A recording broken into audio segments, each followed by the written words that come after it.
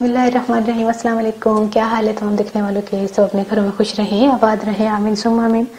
आज हम जो है वो आलू मटर गाजर का पुलाव बना रहे हैं, जिसके लिए मैंने आधा किलो चावल लिए हैं। इसको मैंने अभी भिगोया है, 10 मिनट हुए हैं।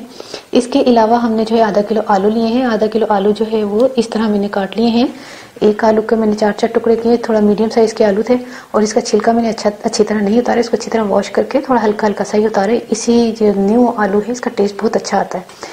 इसके अलावा 1 कप जो है हमने मटर लिए हैं। एक जो है वो मैंने 2 बड़ी गाजरें ली हैं, लेकिन एक आपके सामने काट के बताऊंगी कि हमने किस तरह कटिंग की है इसकी। एक बड़े साइज का प्याज है, इसको मैंने फ्राई कर लिया है। हाफ कप ऑयल है, 2 चाय के चम्मच सफेद जीरा है, हाफ टी स्पून जो है वो लहसुन पिसा हुआ है, 1.5 खाने का चम्मच नमक। लेकिन नमक हम आखिर में दम देने से पहले टेस्ट कर लेंगे। नमक अपने हिसाब से शामिल कीजिएगा। 2 चाय के चम्मच पिसी हुई लाल मिर्च और हाफ टी स्पून गर्म मसाला।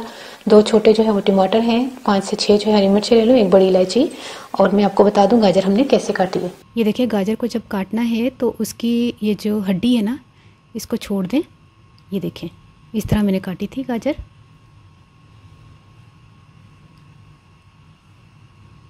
ये देखिए, सख्त वाला हिस्सा गाजर का एक साइड पे रख दें। चकोर चकोर काटना है गाजर को,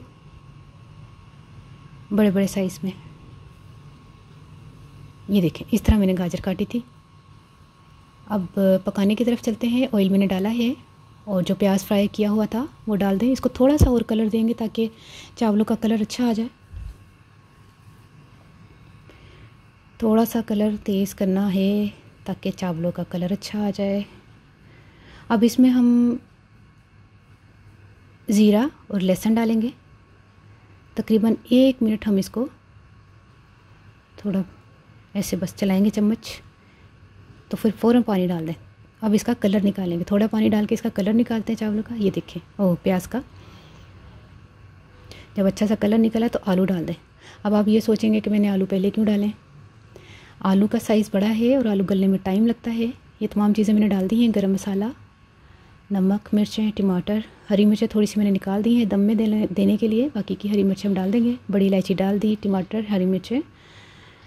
अच्छा, आलू मैंने इसलिए डाले हैं, थोड़ा सा भूनते हैं पहले आलूओं को, क्योंकि आलू गलने में थोड़ा टाइम लगता है। इसलिए मटर और गाजर जो है वो बहुत जल्दी गल जाते हैं, इसलिए हम उनको थोड़ा देर में डालेंगे। जब भुन जाए आलू, तकरीबन 3 से 4 मिनट मैंने इसको भुना है। अब इसमें हम पानी डाल देंगे और इसको गलने के लिए रख देंगे। और मतलब फुल नहीं गलाना आलूओं को, क्योंकि हमने दम भी देना है, उसमें भी ये गल जाएंगे। ये देखें, थोड़ी सी कसर मैंने छोड़ी है। आलूओं को फुल नहीं गलाना, वरना गले हुए आलू बहुत ज़्यादा फिर नरम पड़ जाएंगे तो ज़्यादा मज़े के नहीं लगेंगे ये चावल। चावल मैंने डाले हैं। अगर पानी कम लगे इस टाइम पर तो हम पानी भी थोड़ा सा डाल देंगे।